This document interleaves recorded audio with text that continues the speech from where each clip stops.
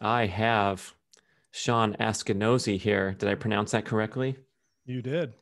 If you haven't heard of this name, people, then you're not eating the best chocolate in the world. Those of us watching on YouTube, I have one of your bars here, probably the best one, dark chocolate peppermint, in my opinion.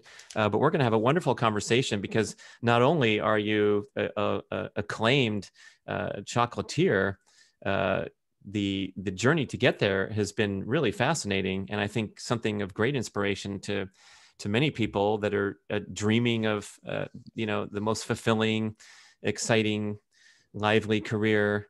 So we could start by mentioning your new book. The title is Meaningful Work, A Quest to Do Great Business, Find Your Calling, and Feed Your Soul. And boy, that ain't easy these days. So maybe you should just take us through it, Shawn. I can't wait to hear about this. Well, thank you. Thanks for having me. I'm excited to speak with you. And and isn't this the way it is, especially once you get a little miles on you, or you have them literally and figuratively in all ways. But in my way, the age years, the reflection can be a little deeper. And so for me, as I look back on this, it's the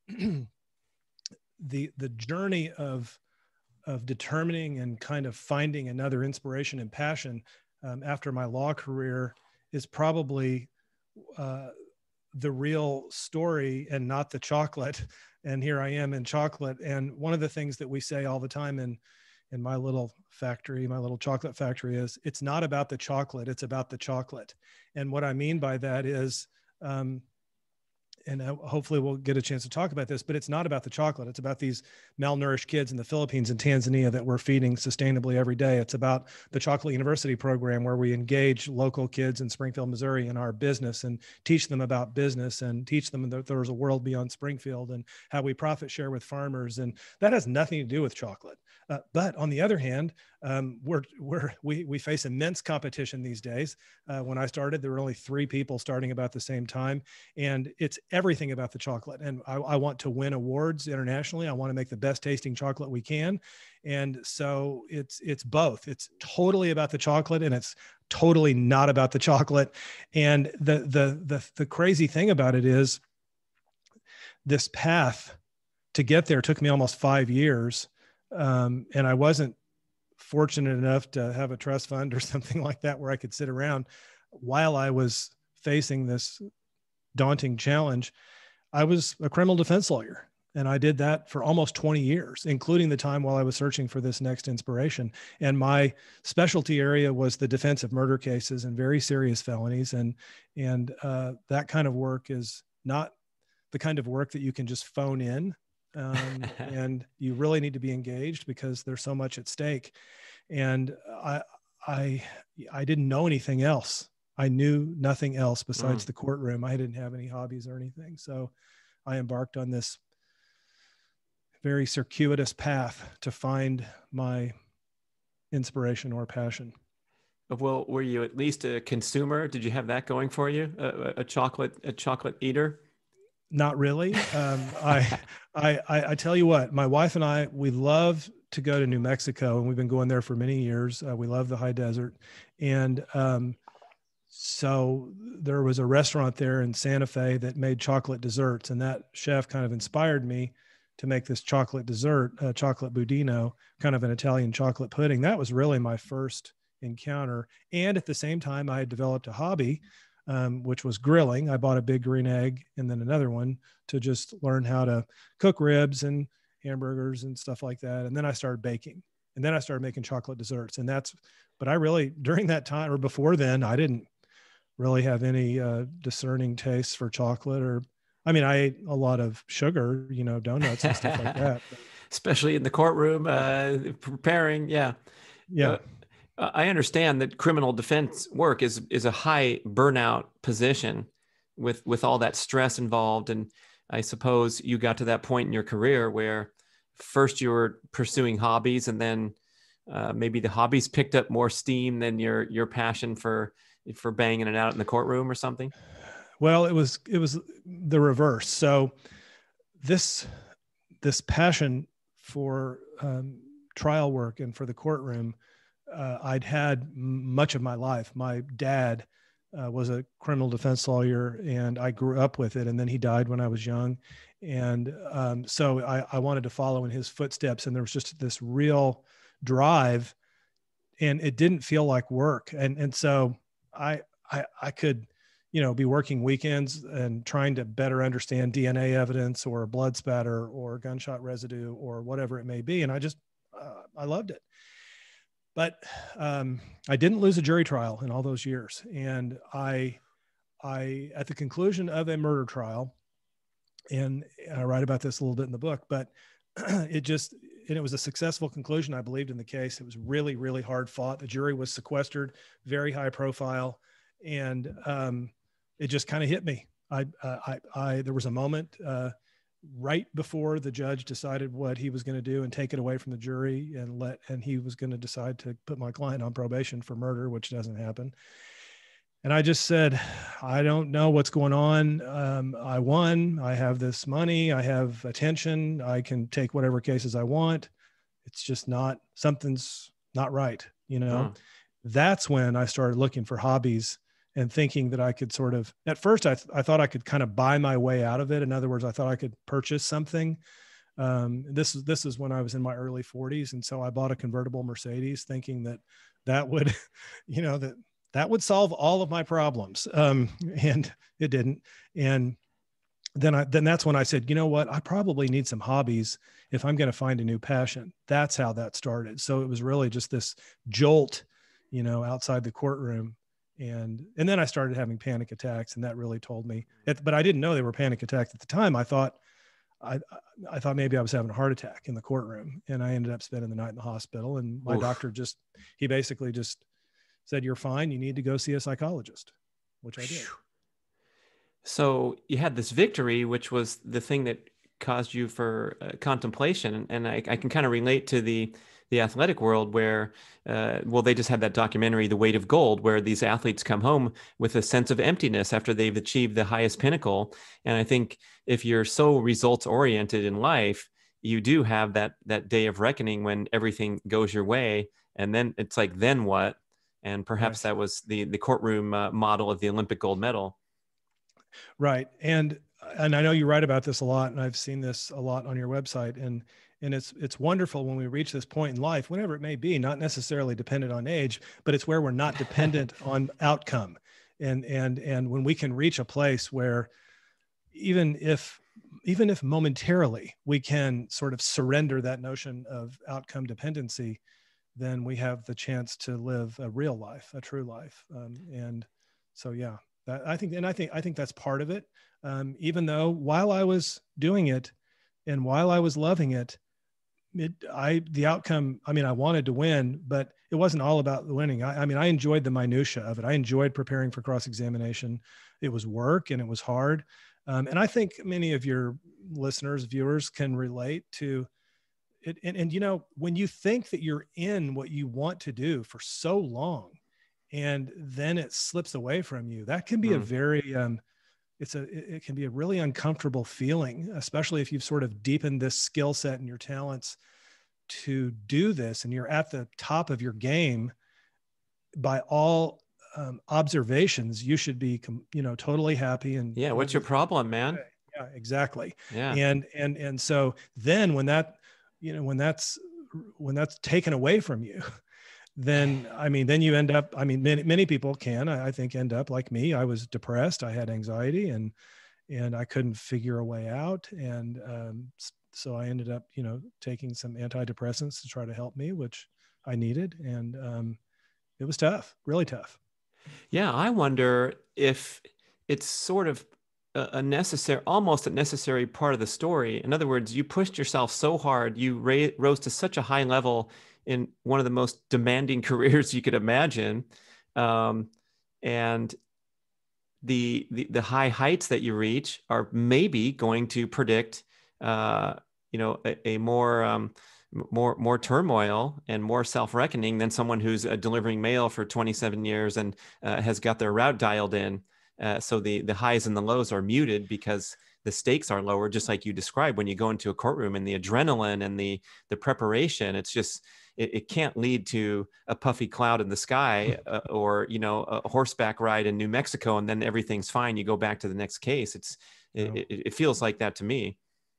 Right. And again, something else that you write about and talk about is this idea, and I think you write that this is true in your life, that our greatest strength is often our greatest weakness. And we find our greatest strength will sort of it'll be working for us for all this time. And then it turns around and then it faces us, you know, like this monster that just turns around and faces it. And you're like, wait, but you were helping me. You're on my team. You were my greatest strength. For me, that was, I could outwork my opponents. I wasn't smarter than prosecutors and all the lawyers and teams of government lawyers they had. I definitely wasn't smarter, but I could work harder and I could uncover every stone that needed to be uncovered. I always knew the answer of everything that was going to happen in the courtroom. And so I had this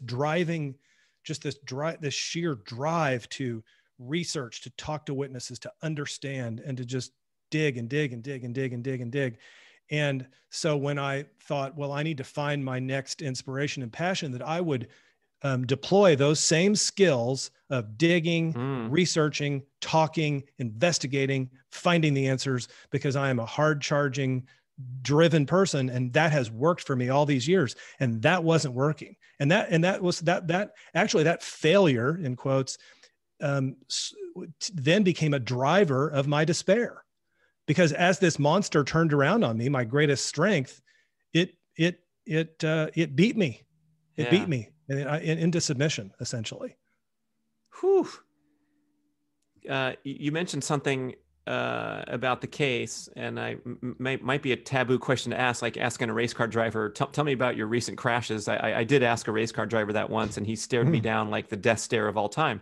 But I think the casual observer thinking of a criminal defense lawyer, and we see the sensationalization of the law and crime on TV, both in drama and in real life. And, you know, our reference point is the OJ trial, how his hotshot lawyers did such an exceptional job and destroyed the pathetic prosecution, and now this guy's walking free.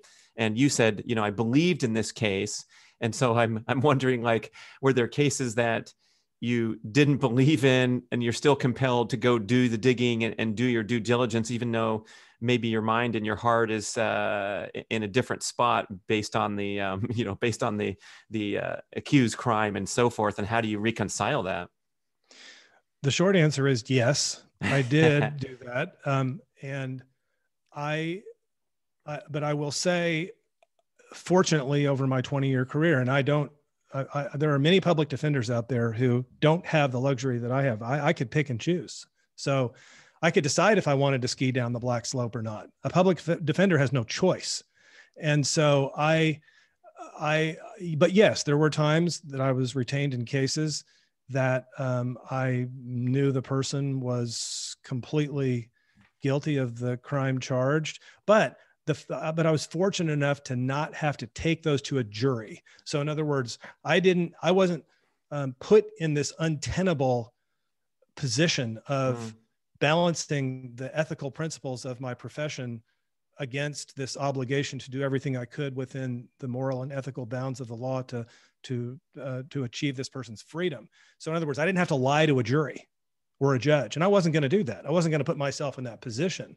And so what I would do in cases, and often these weren't, this might be like an assault case, or it might be a really serious drug case, where in that instance, what I would do is I would focus on my obligation under the Constitution. That is, is there a challenge that I can make that is a procedural challenge, but important? For example, did the law enforcement officers violate this person's Fourth Amendment rights, and did they enter their home with an illegal search warrant? And I can challenge that and then have evidence excluded. And if the result is that the person's case is dismissed, then so be it. And I felt completely good about that because I believed that I was doing what I was supposed to do to defend this person's rights under the Constitution. I was following my constitutional obligation, and I was protecting your rights, not you, but the collective you, the royal you, in the event that you are innocent and charged, and your rights are violated by law enforcement. You want people like me who've come before you to make sure that the law is followed and that we are a country of laws, and that we follow the rule of law. That's very important. And I took that really seriously. Yes, very well said. Wow. I mean, go to some other country if you want the vigilante style. Put some guy away and throw the book away because our emotions get involved. And that's a really important point, that you're just moving the story forward, and also that we have checks and balances here, because Thomas Jefferson and the rest of them thought that might be better than just having the king decide to hang somebody. Well, and layer on top of this, almost from the very beginning of my career, I started receiving death threats. So all throughout that 20 years that I described to you, on and off, there were times in which people threatened to kill me or my family. And toward the end of my career, it was more often than not law enforcement people who were threatening to kill me.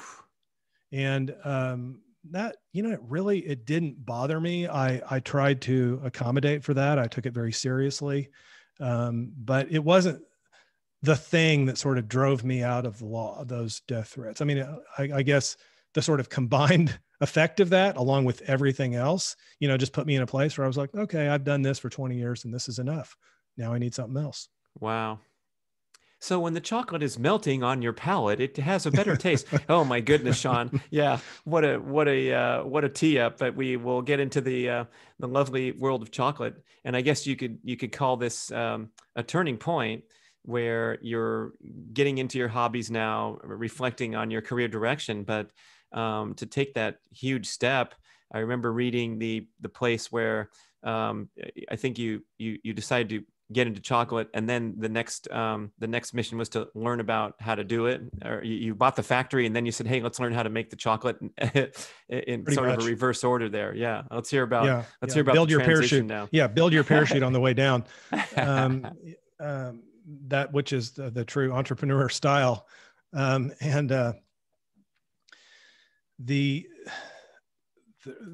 was a kind of a light bulb moment, and we can, should you want, explore that later. But there was kind of this light bulb moment about making chocolate from scratch. And at that point, it really wasn't being done in America. And so. Is that so? What year was this? Yeah. When I started looking at this, it was 2005. That's the light bulb moment for me. There was one other company in San Francisco, Scharfenberger, and in 2005, they sold to Hershey. And then there were about 3 of us at the same time that were kind of starting this in different parts of the country. Really didn't know each other. But when I had this aha moment in 2005, within 3 months of that light bulb, I was in the Amazon, and I was learning from farmers how they influence the flavor of chocolate by how they harvest cocoa beans.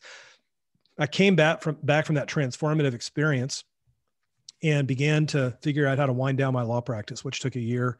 I bought a building, started buying equipment from around the world.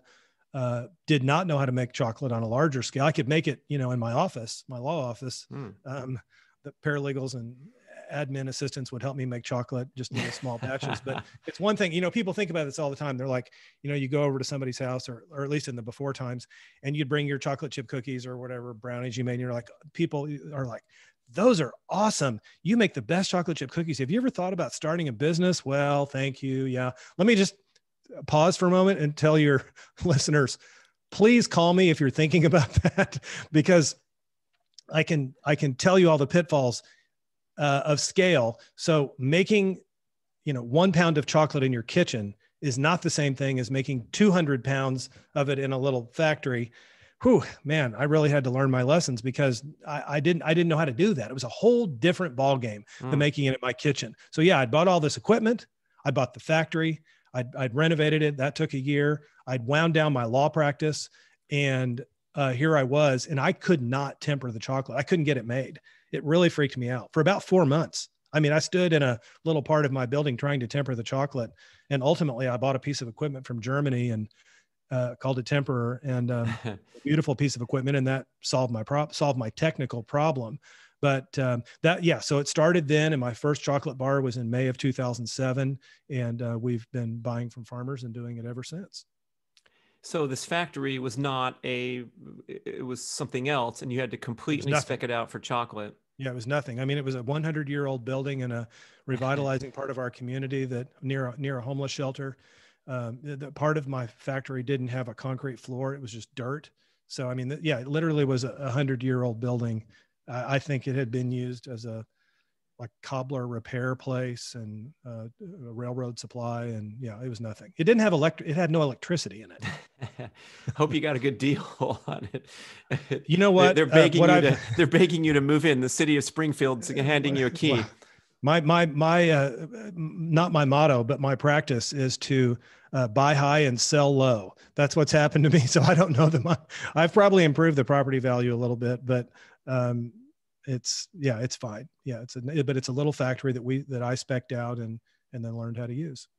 So when you're making it in your law office with the bright young law student who on summer internship, who knew that was going to happen when they took the job, but how do you make it in small batches? Because are you talking about going from bean to bar, or are you starting with some? I didn't know you could do that without the fancy machinery. No, you can do it. You can, in fact, now, which I didn't have the access to, but now you can buy like a kit almost online and buy the grinders. And I bought a grinder from India, a really small tabletop grinder to grind the beans. Wow. And then I used a popcorn popper to roast my cocoa beans. And then I bought a little juicer to turn it in. And then I just tempered it myself. Anyone can temper chocolate in their kitchen. It's really hard to do, but you can do it. Describe what that is, tempering, and then describe it on the bigger scale. Well, the idea of temper is to bind cocoa butter molecules to cocoa molecules. So a cocoa bean itself, just a cocoa bean that looks like an almond, is about 47 to 52% fat. And that fat is cocoa butter. And so what you want to do when tempering the chocolate after the beans have been ground up and it's in a paste in a kind of liquid form, what you want to do is you want to reconstitute that so it will be firm and hard. The chocolate will snap. It'll have a shiny appearance. So it'd be like tempering steel, tempering glass. And this idea is binding these molecules together so that they will adhere to each other and form a chocolate bar that won't just bend and melt, and it'll look pretty. And you can do this on the stove some people can do it by using emulsifiers that kind of cheat the process. I didn't want to do that. I wanted to use nothing. I wanted no additional ingredient. I wanted to be able to do it all on my own. But the problem is what you're doing is you're raising the temperature of this chocolate. So imagine it's on your stove and you're, stirring it to make sure it won't burn, or you do it in a double boiler.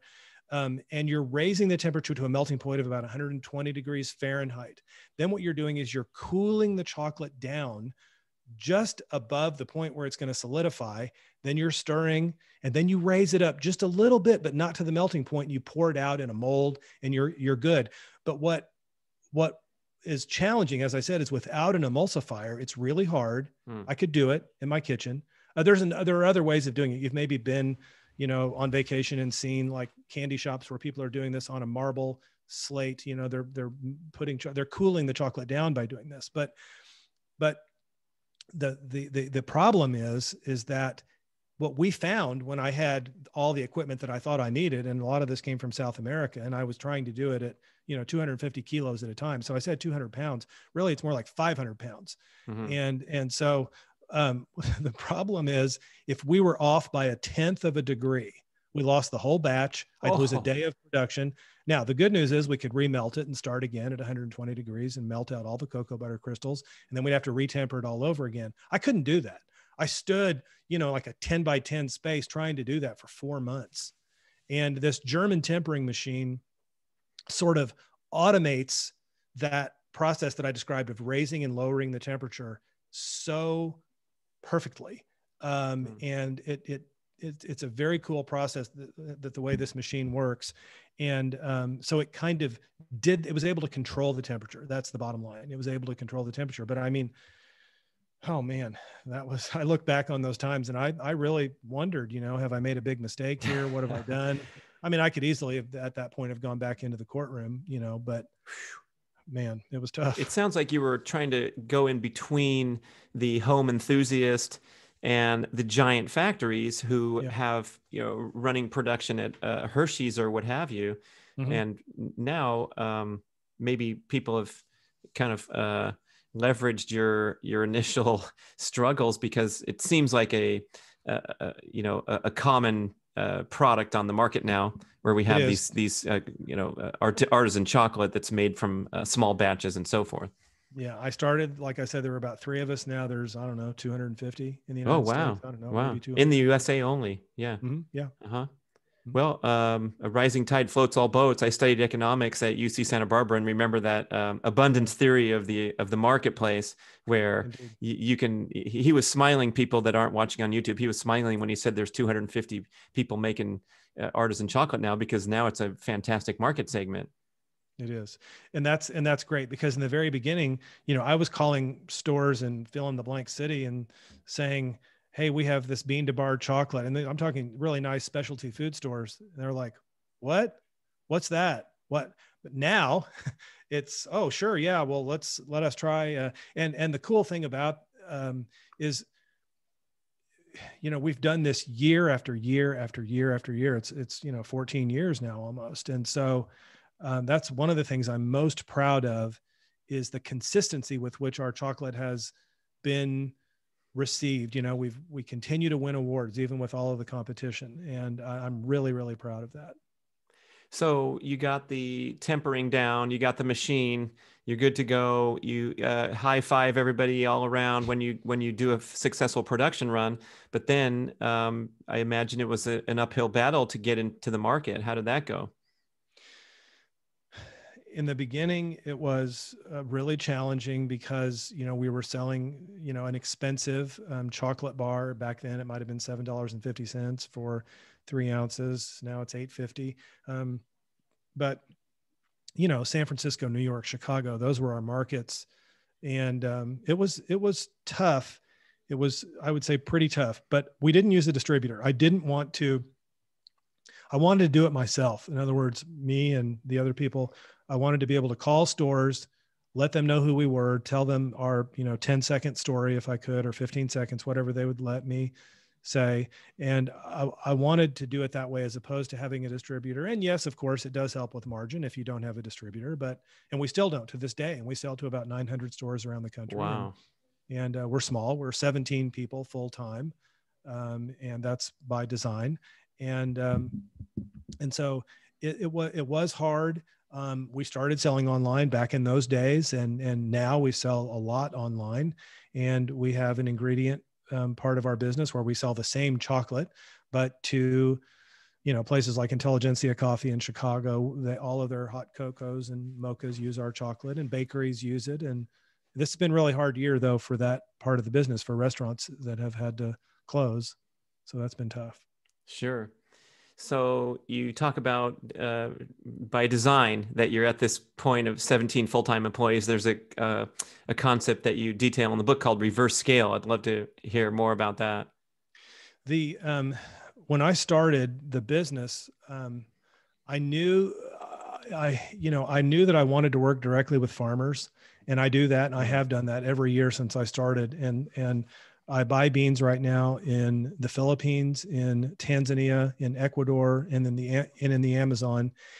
And some of these farmers, like the one in Ecuador, I've been buying from him, since my first purchase was 2006, and I've been buying from him every year. And we have another load of beans that will leave in a couple of weeks from Ecuador. And so I have long-term relationships with farmers. And in the case in the Philippines, it was in 2008. We just had a container leave from there 2 weeks ago.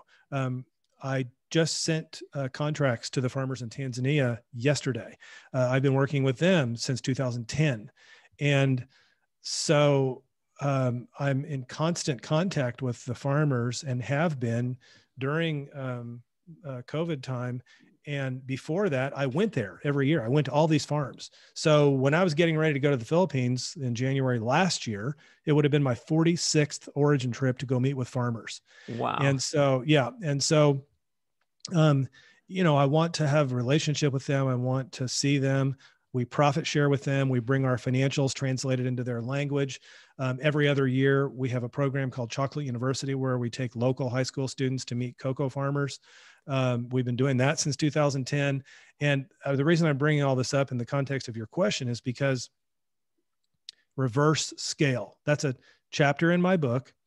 And it's tied to this idea that we are culturally conditioned to think if we're going to start a business or start a thing or do a thing, that it needs to grow, it needs to be scalable, scale.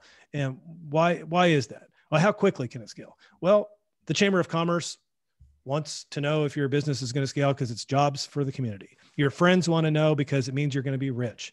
Your investors want to know because they want a 40% return on their money. And it's in many circles in entrepreneurial life, it's a sort of mark of success that my business is such a great idea that it really is truly scalable.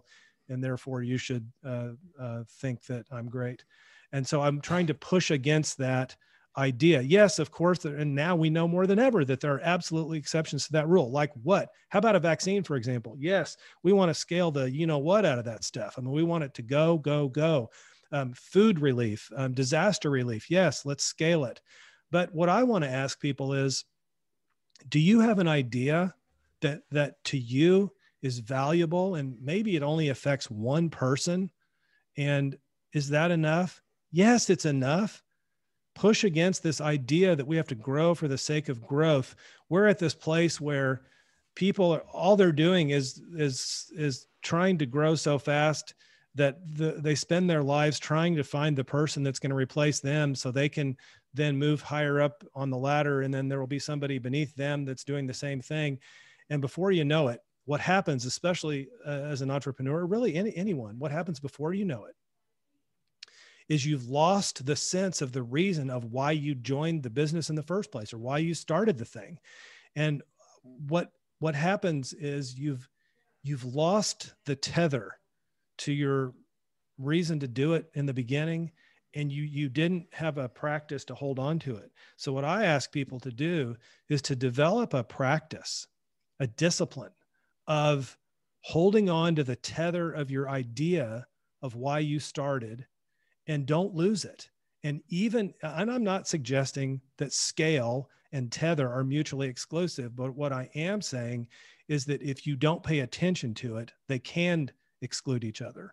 And so for me, for example, I have had experiences in Tanzania that I can point to and that I do write about in the book that are, for lack of a better term, divine.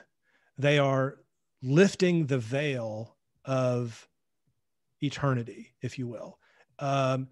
Maybe Eckhart Tolle would say the eternal now, or that I have had these moments of piercing through the veil or experiencing the veil lifting, and they have been so powerful. And often, where we're, taking students and watching them, experience Tanzania for the first time. And if I had been spending my time consumed with growth, I might have not taken that trip. I would have delegated that to someone else, and I would have perhaps lost out on divine experiences in my life in the last 10 or 15 years. And so I will do everything I can to hold on to that tether. And one of the ways that you hold on to the tether is by asking yourself the question, which I write about in chapter 3, which is titled, "How much is enough?" How much is enough? And this is where it all begins. And by the way, it's a moving target. When you're in your 30s, how much is enough is going to be different than when you're in your 70s. Or how much is enough Instagram likes or whatever, or how much is enough Facebook followers, or how much is enough revenue for your business. These things are going to change, but can you at least just ask yourself the question and maybe, write it down and contemplate it and think about it? Because if you do, it's a lot easier to stay tethered.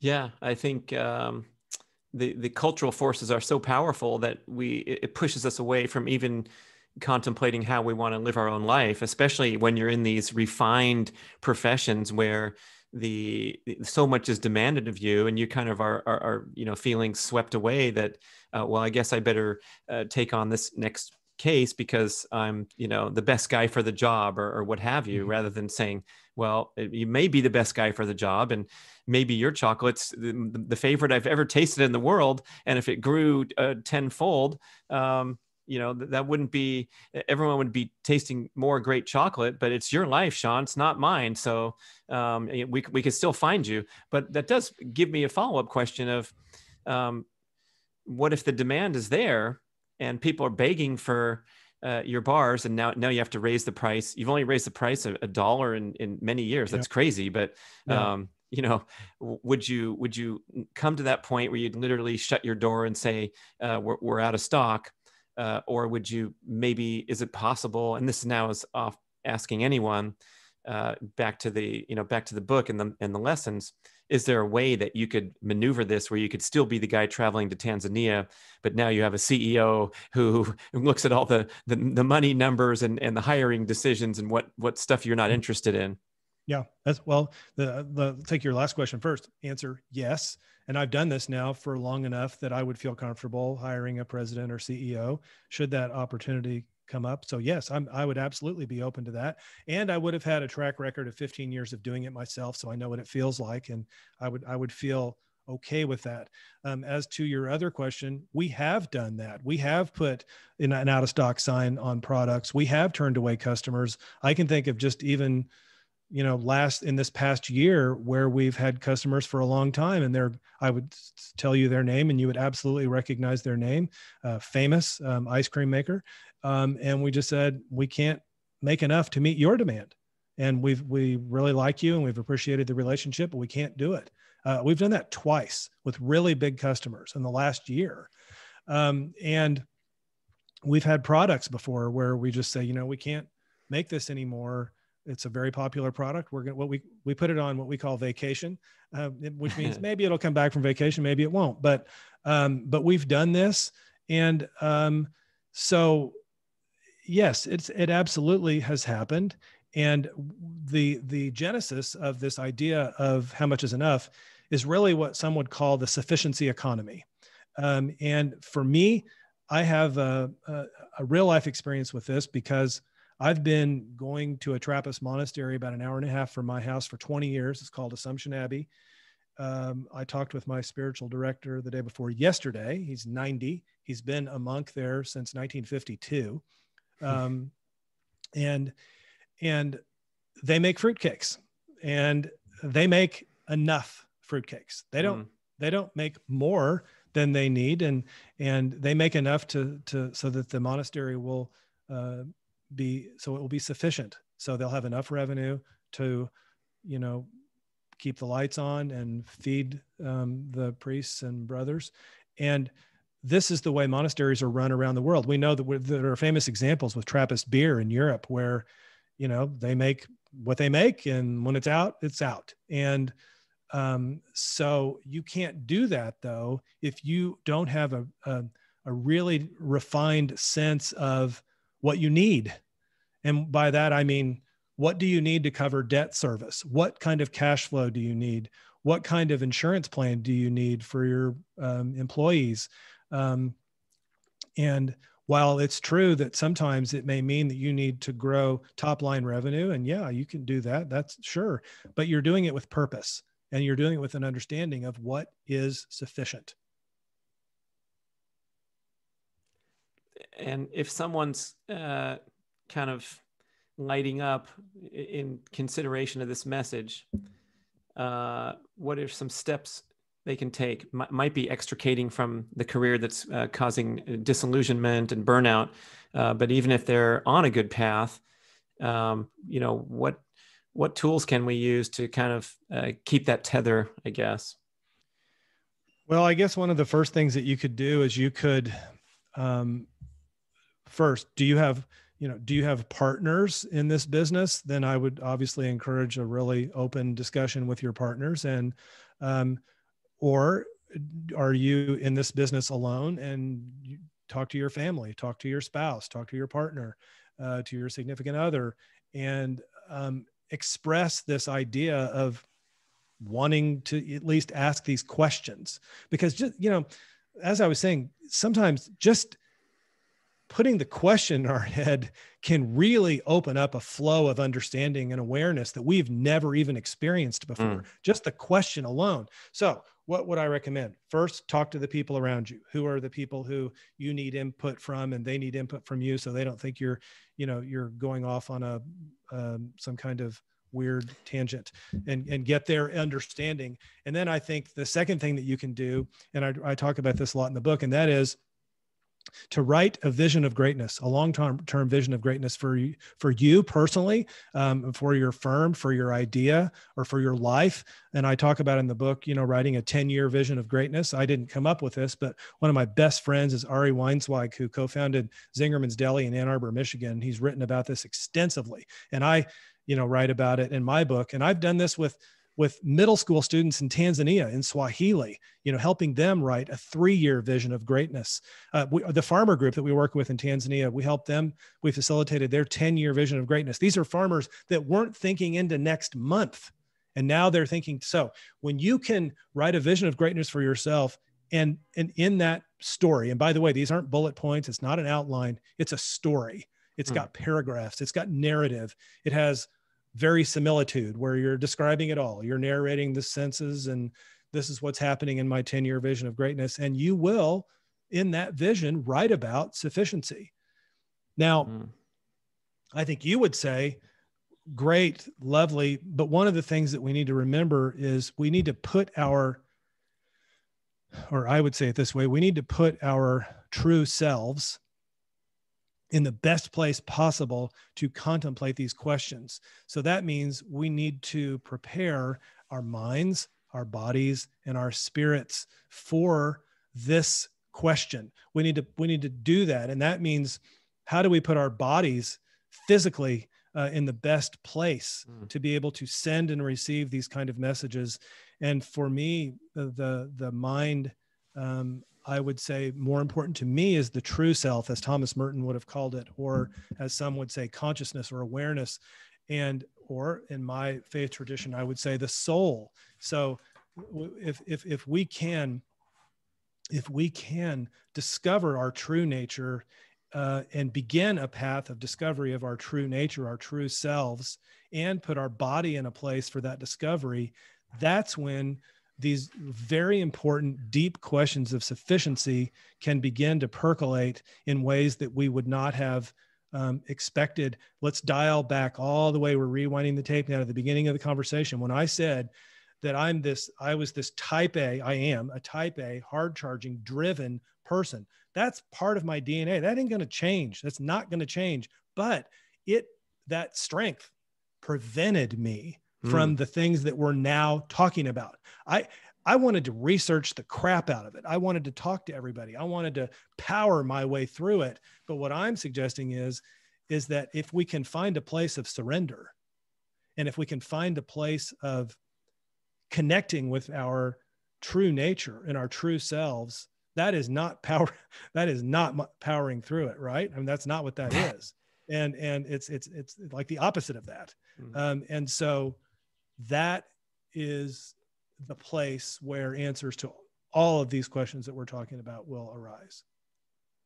Wow, that's a nice kind of spin on the popular message now about the manifesting, and you make your vision board, and you do all these great things. And I'm really enjoying being more open to this idea that you can visualize your future. But I like how you put it in that context, is you got to get your shit together first, man, before you make your vision board. Otherwise, your mind's going to be clouded with delusions, and you're going to have private jets and Ferraris on there instead of, going into a schoolhouse in Tanzania and getting them to do a 3-year vision, especially the body part. And that really appeals to me as a lifelong, fitness is the centerpiece of my life. And it's like, boy, if we can work on that real life stuff before we sit down and prepare a vision of greatness, that sounds like a great plan. Well, and you find, I would be willing to bet money that you find this in your work where people come to you, they know of your work. This happens with me, and they're like, okay, tell me what I need to do to get to my next job. I need to find another job. I'm not happy in my job. I hate it. It makes me sick. I just need to find another job that I like. What do I do? Well, okay, you can find another job, you know, Find another partner, find another yes, city. yes, yes, yes. But you're going to be right back where you started from. So let's just do the work now. let's roll up our sleeves. Let's just do the work. I mean, I'm not a coach, but I'm saying, but it's that's what we do. You know, we need, if we can step back, really the discipline begins with beginning. It begins with, you know, are we willing to do the work? Are we willing to, and I don't use this term lightly, are we willing to encounter pain? And the pain can be physical. It can also be, and oftentimes is, it's spiritual, and it's emotional, and it's real. And that often is not the most tantalizing offer to someone when they are dissatisfied, or it's not a great sales pitch, to say, well, would you like a little emotional and physical pain with this? And it's because, but you know what? Eventually, I think people get there, if they're serious about this work. Yeah, I mean, just being open to taking a baby step in that direction and experiencing a tiny bit of pain, such as second guessing your career path as a highly driven, successful criminal defense lawyer. That's pain right there on the surface of it. Well, Michael Singer, who wrote Untethered Soul, and I love that book, he says that surrender is perhaps the greatest form of worship, and I love that. Because surrender means that it means letting go. It doesn't mean plan B will help me. It means letting go, and that can take all sorts of forms. But one of them is that you begin to shed expectations of what you thought your life would be, and what you think it will be. And it's very challenging to reach or connect to our true selves, our true nature, without surrender. And there's a book that my spiritual director recommended a long time ago by a French monk in the 18th century, Jean-Pierre de Caussade, and the book is called The Joy of Full Surrender. And again, it was written in the 18th century, and many say that this book is almost like the first notion of Zen Christianity. And you can imagine, I mean, with the title, The Joy of Full Surrender, I mean, that's a very Buddhist notion, but to me, this is where I think this is the place where it all resides, I think. And it's not a one-time thing, right? I mean, we don't surrender once. Okay, hey, I did it. I surrendered. Now I'm on the golden path. I'm stuck on there forever. Yeah, no, it's for many, and like for me, I mean, it's every day, or sometimes minute by minute. Sure. Right. Keep checking yourself. Yeah. Everybody take a deep breath now. Oh boy. Before I let you go, I'd love to talk about the sophistication of what a real quality bean to bar product is versus what we're getting bombed with in the marketplace. Because I became a dark chocolate fan. We know that milk chocolate's got too much sugar, and we're trying to be healthy. So I switched to dark chocolate years ago, and I would go to a national chain store and get their $1.57. Tasted pretty good, I thought. But now we open up this huge picture of, staying away from, let's say, child labor and, unhealthy production practices. And then, you're talking about, it's kind of unfathomable in this day and age that you're getting on a plane and traveling over to meet the guy who's making the beans that's going in the bar. It's kind of an unusual deal here. And so if anyone's interested in, upping their game and the quality of food they consume and what that purchasing dollar does, I'd love to get your spiel on that. There are many who say, even in the, sort of sophisticated segment of the market that this is now, as you pointed out, bean to bar chocolate is everywhere. But there are many who say, gee whiz, you want to pay $10 for this chocolate bar? What a ripoff. I say to them, well, let's talk about that $2 bar that you'd like to buy at the convenience store. Let's say it's a, Mars, a Snickers bar, or Hershey's or whatever. That, sir or ma'am, is a ripoff. And the reason it's a ripoff is because that chocolate bar was made on the backs of slaves. Now, that is the epitome of ripoff. And the supply chain for the biggest chocolate companies in the world, let's start with Barry Callebaut, which makes the biggest, they're the biggest chocolate company in the world. They make the Tony's Chocolonely bar that has the word slave-free on it. They themselves are one of the greatest bad actors in this child slave labor supply chain on the planet. And a lot of people don't even realize that because they make so many different chocolate bars for people. But let's think about for a minute that the U.S. Department of Labor, in conjunction with the University of Chicago, came out with their a report in this past fall that said there are 1.58 million child slaves in West Africa and Ghana and Ivory Coast in the cocoa supply chain. And there are many people who are in conditions of forced labor in addition to those children. And when you consider the fact that based on the price of cocoa beans that those farmers are getting, and the middlemen and women that siphon off the many layers of profit for them in this corrupt supply chain, those farmers in West Africa are making under $1.25 a day. That's right, $1.25 a day, which is below the United Nations definition of extreme poverty. So that is de facto slavery. When I am a business person and you are a slave when you are working for $1.25 a day, that's slavery. That's modern day de facto slavery. And so, of course, they can put a $2 chocolate bar on the counter at the convenience store where you get your gas. Yes, they can. They do it on the backs of slaves.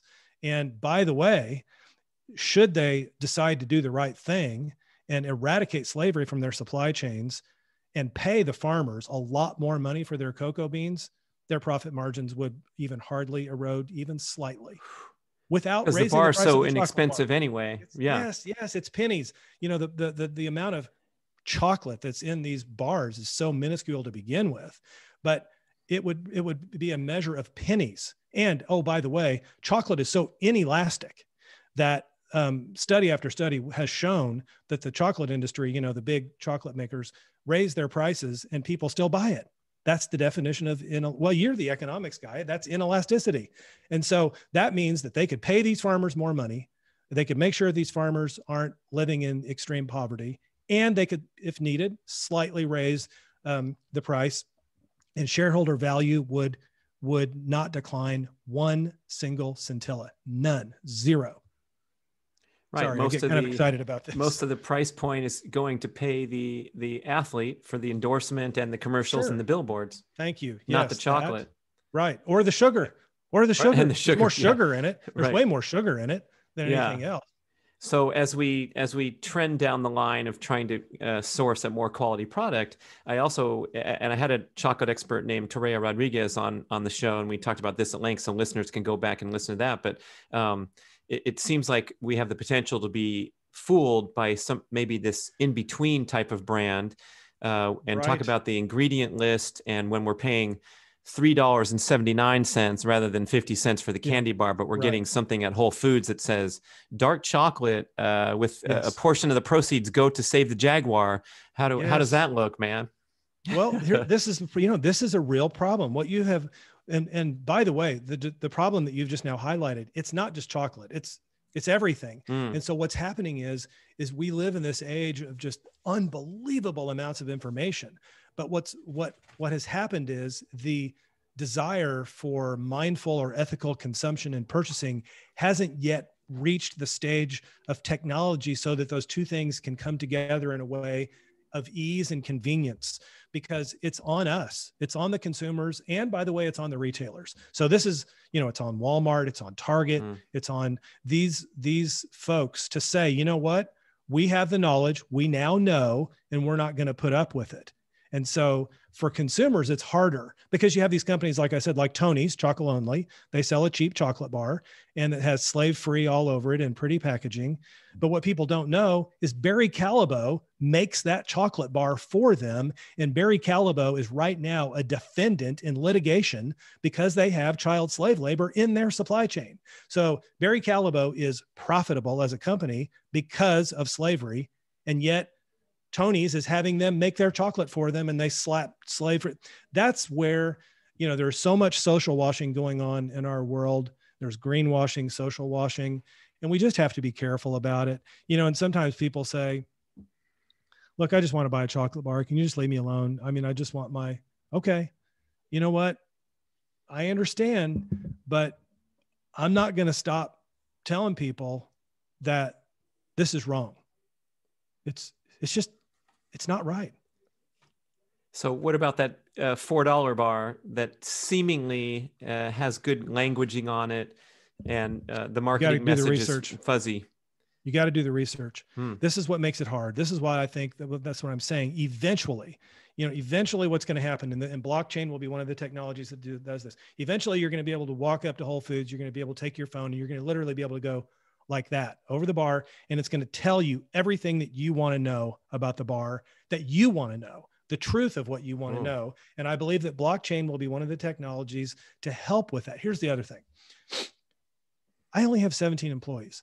On my website, I have something called the transparency report. It's not a fancy infograph.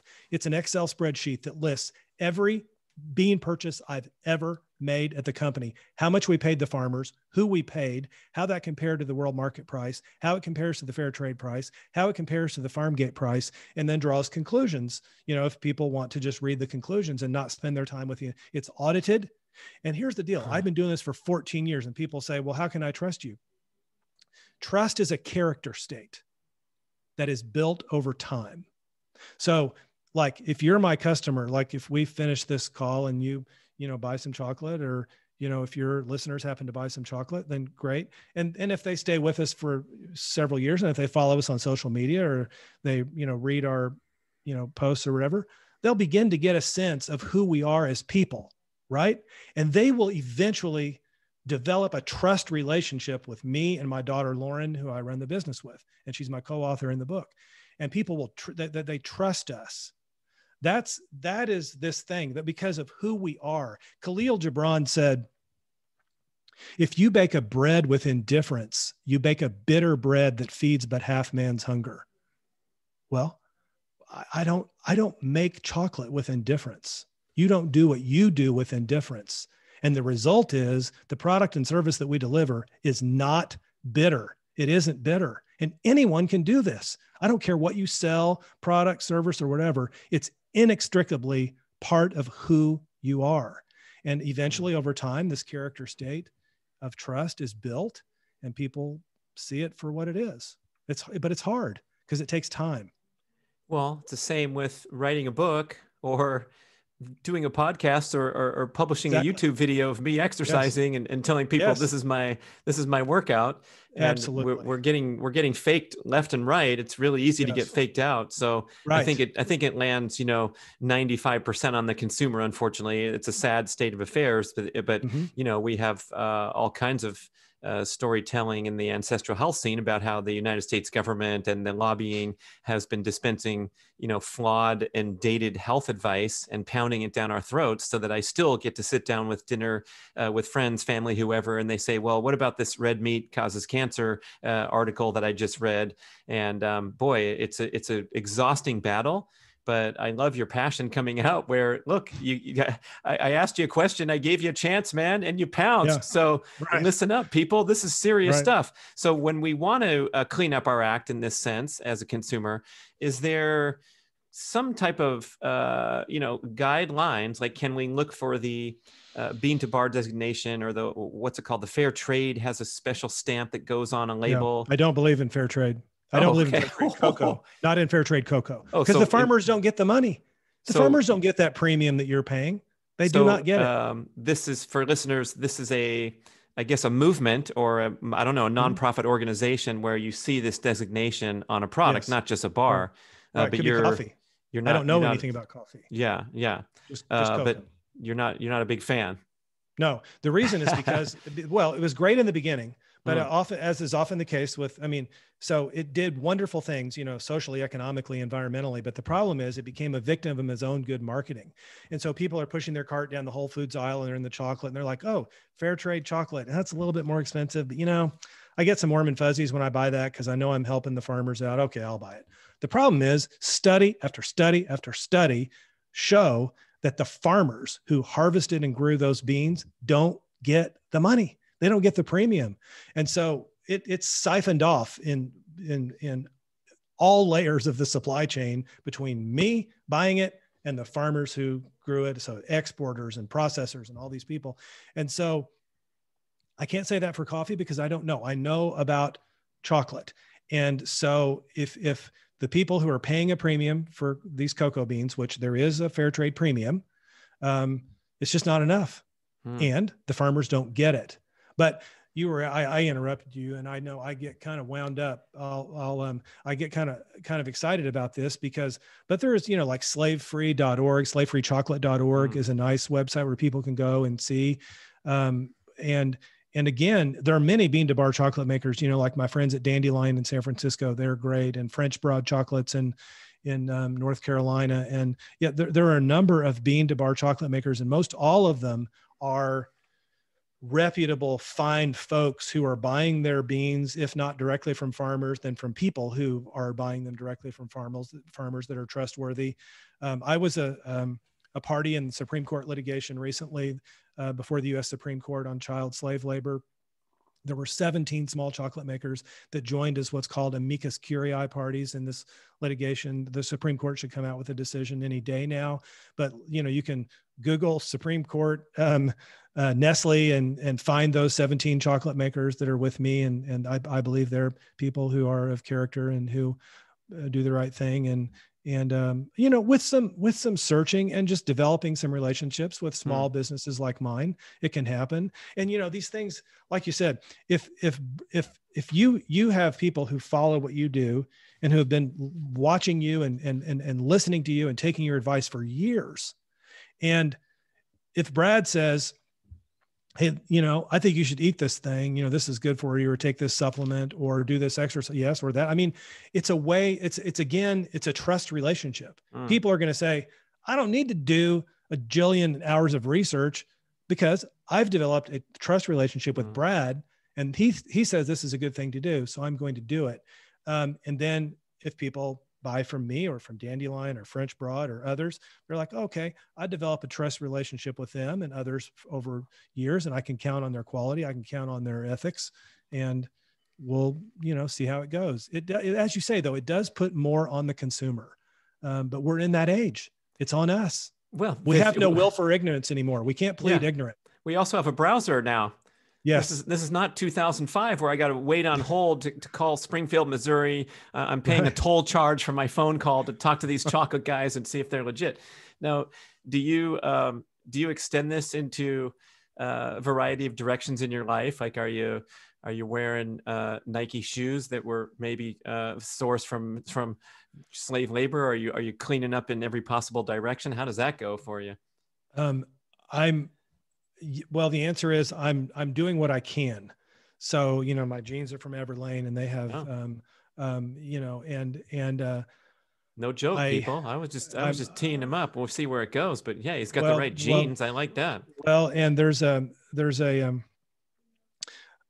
documentary that came out about 4 or 5 years ago called True Cost, and it's about the fashion industry and what's happened in the fashion industry. And the children in Bangladesh that are, working to make our clothes. And the answer is that I'm aspirational in that sense. So I'm not going to sit here and tell you that I am beyond reproach in other aspects, but I'm trying, so I do with the coffee I drink is Intelligentsia. I know where they get it. And I really only drink Intelligentsia coffee right now, but so I try to do it. And I've also reached this place in my prayer and meditation life where I want to see things. In other words, I want the convergence of these issues that we're talking about, not just in chocolate, but in all areas. So in other words, I want to receive those pieces of information that I need to receive, that I need to know about, so that I can start asking questions. Meaning, can I have openness so that I'm not rigid or stuck in something that I buy? Am I willing to give it up? Am I willing to look at something else? What do I need to know? What social, political, environmental, economic issues do I need to know about that I don't know about? And I would pray that they enter my life so I can be challenged by them. And so it's aspirational for me. It's not perfect.